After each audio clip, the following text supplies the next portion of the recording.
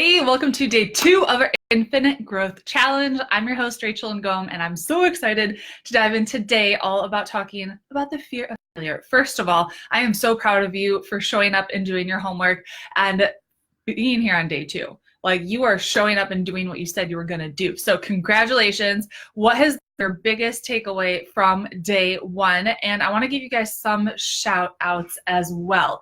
So for those of you guys who are doing the homework and posting in the Facebook group, I am trying to comment on as many of them as possible, giving you as much feedback as I humanly can.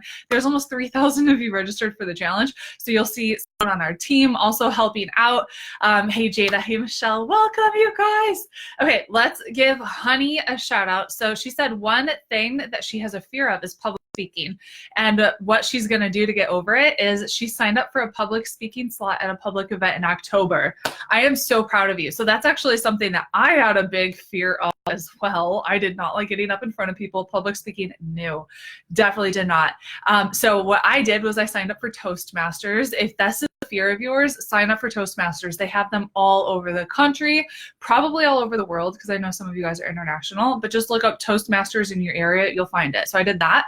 The next thing that I did was I signed up to become a fitness instructor so I could teach turbo kick, because I did not like being in front of people. So I'm like, how can I get over this? So I decided to become a fitness instructor. I taught turbo kick and yoga and spin, and now I love it. And now it feels like kind of second nature, and it doesn't bother me at all. But that's kind of what you have to do to get over those fears.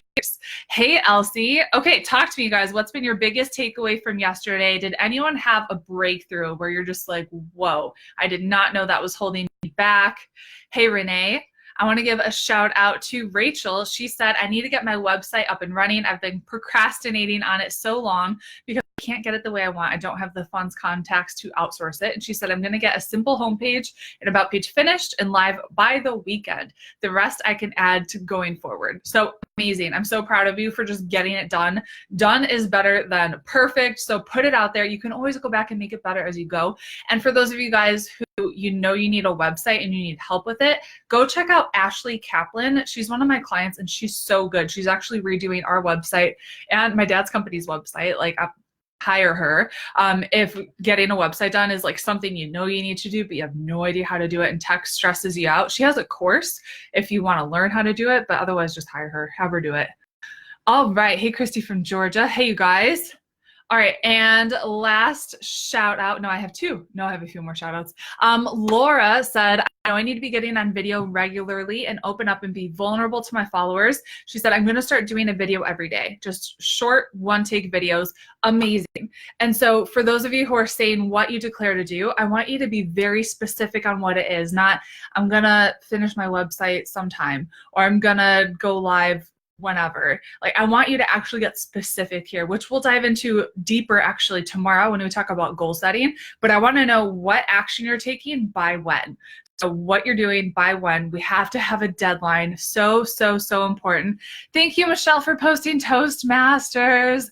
Awesome. Renee says, I didn't realize I had so many limiting beliefs. Yeah, we all do. And you're going to have them as you grow in your business, but you know how to work through them now.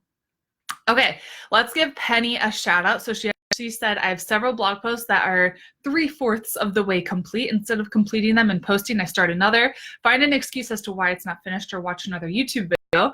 Trying to find some magic pill to make it better. My messy action is Sunday. This Sunday, I publish. My blog will go live that day, ready or not. I love that. So you're being very specific on the action that you are taking and what it is that you're going to do. So be specific when, where. Elsie said, I had a breakthrough. I don't care what people are thinking of the things I'm doing. They aren't paying my bills. Amen, sister. Okay, let's dive into day 2. First of all, also, if you didn't know and you missed yesterday, we have the recap page up. You can just go to rachelandgom.com/recap. Check that out.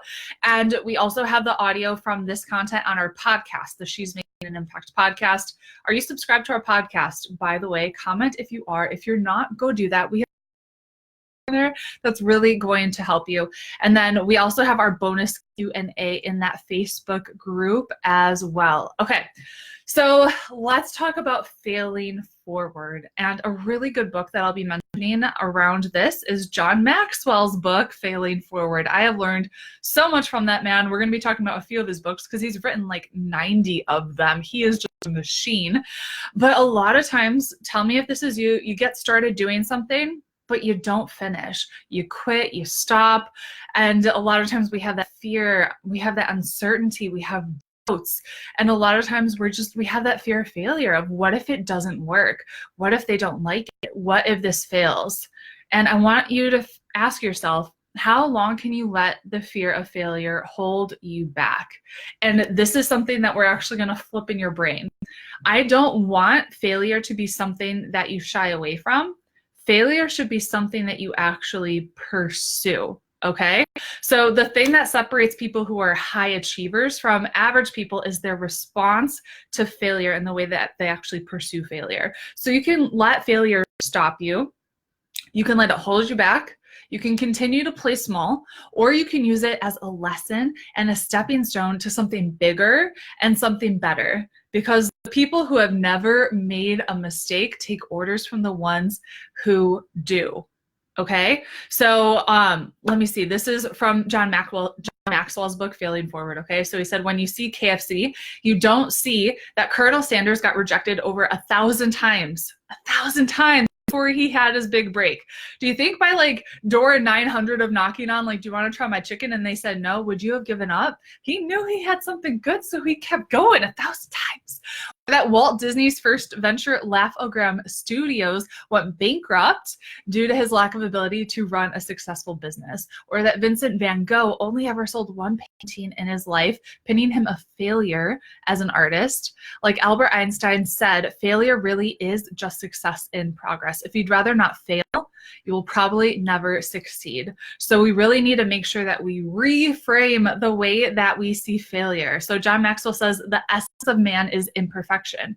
Know that you're going to make mistakes. The fellow who never makes a mistake take orders from the ones who does. Wake up and realize this. Failure, write this down. Failure is simply a price we pay to achieve success.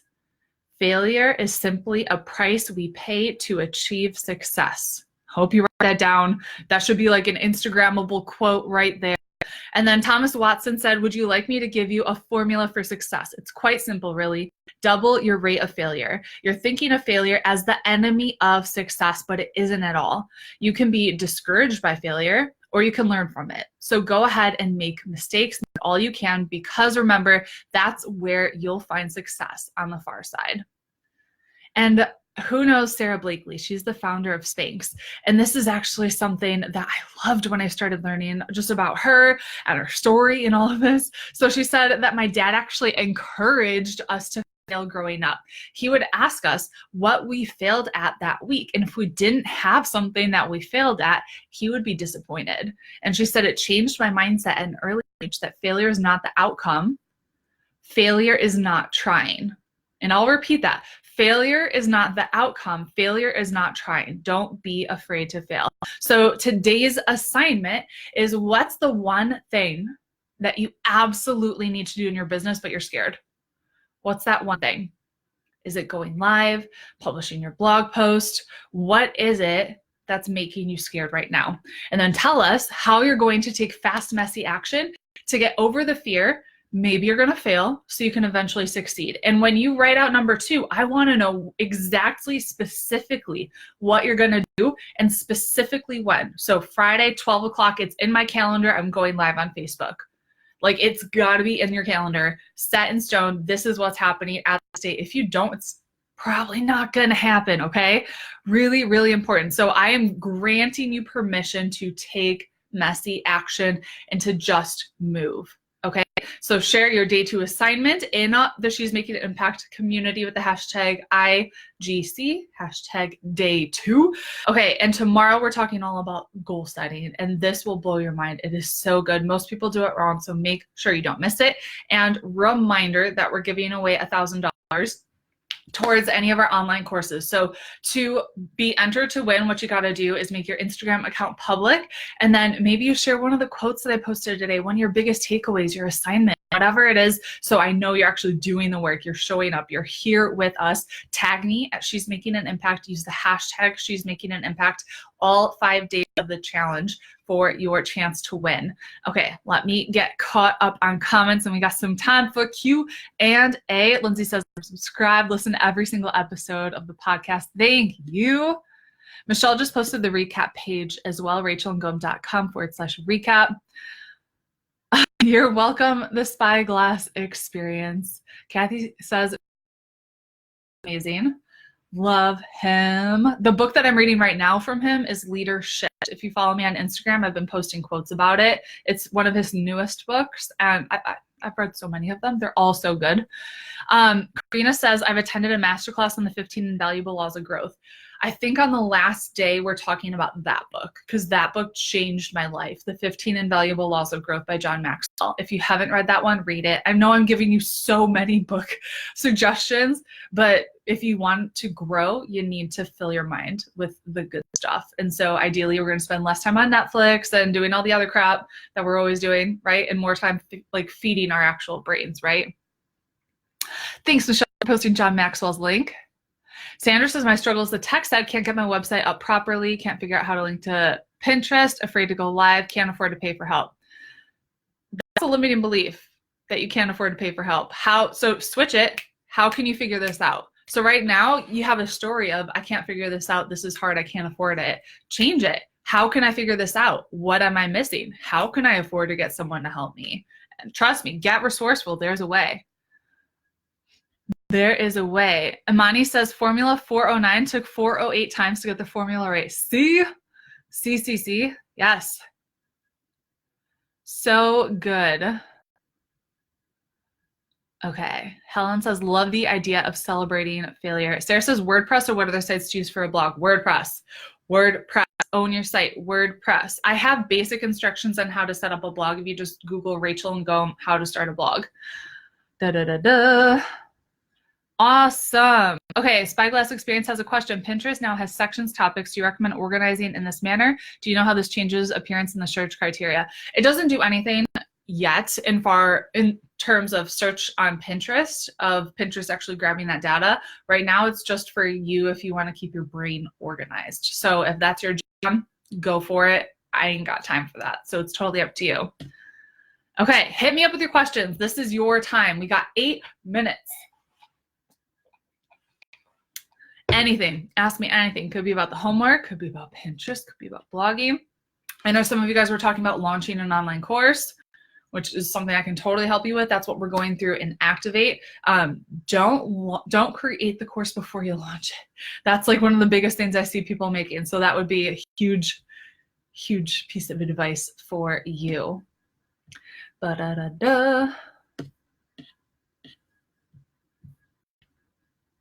You are welcome. No questions, really. Come on. Don't be shy. Kelly, what do you mean? I'm guessing you mean own your own blog. So if you do something on like Wix or what are the other ones? Squarespace, it's technically not like something that you own, or WordPress.com, because you're not paying for that hosting. You want to make sure you are paying for hosting. It's not that expensive. It's like $5 a month when you're first getting started until you have a lot of traffic. So you want to make sure you're setting up your website at wordpress.org, and then you own your own hosting, like Bluehost or A2 hosting or whatever. Maya, if you're a perfectionist, how do you tell your brain that it's okay to fail? Well, a lot of this is like rewiring our brain, right? So just start taking action. That's the thing. Like, don't just sit on something. Start taking action and start moving. And then maybe over and over again, you just need to journal this out. Like, whatever it is that you want to journal, but we need to consistently make sure that we're putting good stuff in and rewiring our brains. So something that I do actually is I listen to like sermons and meditations while I'm sleeping. I wear headphones while I'm sleeping. First thing in the morning, I'm putting on like a morning meditation playlist or something pumping up, and I'm listening to stuff that's putting in good all the time. Because if you're not careful, your brain is going to take over. You have like a bazillion thoughts every day, and it's always going to try to take you down. So you have to make sure you're constantly filling it with the good stuff. Natasha says, I've got my website on WordPress. How do I start a blog or post via a page? You just start a post. So create new posts and then boom, publish. Renee, what do you mean by don't create a course before launching? So a lot of times people create a course and they put it out to the world and nobody buys it. What you want to do is have some kind of specific launch formula that you're following. It could be some form of webinar, 5-day challenge, whatever it is that you want to do. That's getting people interested, excited, has some level of scarcity to it, and then the offer either disappears, bonuses disappear, something like that. What I see a lot of times is people create it and then just hope and pray that someone's going to buy it, and they don't have a specific marketing strategy behind it. This is what we're diving in deep into with Activate. You have to do the market research. You need to know what your people want. You need to give them what they want and then market in a way that they actually want to buy it and they know this is what I need. Helen, what's made the biggest difference in your business? Always up leveling and working with a coach. Hands down, biggest thing. Following my gut and trusting this is the person I'm meant to work with. And even though it was expensive, really expensive, I didn't tell myself I can't afford it. I just said I'll figure it out and I went for it. So definitely hiring a mentor, biggest difference by far. Imani, what's the best way to build a membership site? Start with a course or training or a combo of both monthly? So Stu McLaren is the brains behind membership sites. I typically don't suggest people do that when they're first starting out because it takes a lot of members to become profitable. And a lot of times when people are just starting out, they don't have a lot of members and they end up doing a ton of work for very little money. So I do suggest doing private coaching and launching a higher level online course. You're going to make a lot more money that way when you're first starting out.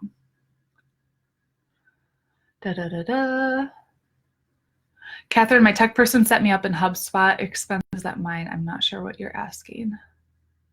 Lisa, keywords. Do you just keep trying to find them once you check them on Google Keyword Finder? Yeah, so whenever you're looking for keywords, you can use Ubersuggest. We have a podcast episode with Neil Patel